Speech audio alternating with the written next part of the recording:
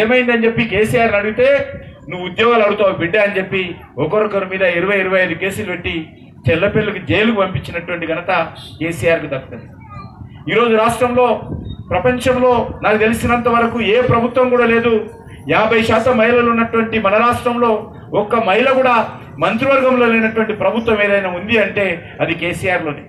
మహిళలకు ఇంతకంటే అవమానం ఇంకొకటి ఉండదు. మహిళా మంత్రి లేనటువంటి ప్రభుత్వము ఈ భూ ప్రపంచంలో ఒక కేసీఆర్ ప్రభుత్వమే ఉన్నది.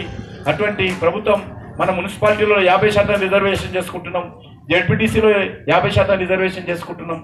ఈరోజు గ్రామ పంచాయతీలో 50% రిజర్వేషన్ చేసుకొని మహిళలకు 50% మరి సగభాగం వాళ్ళకు అన్ని రకాల అధికారాలు ఇస్తూ ఉంటే పోలీసుల్లో కూడా నరేంద్ర మోడీ వచ్చిన తర్వాత 33% మహిళలను తీసుకోవాలని చెప్పి, మిలిటరీలో కూడా మహిళలను తీసుకోవాలని చెప్పి, ఎయిర్ ఫోర్స్లో కూడా మహిళలను తీసుకోవాలని చెప్పి చివరకు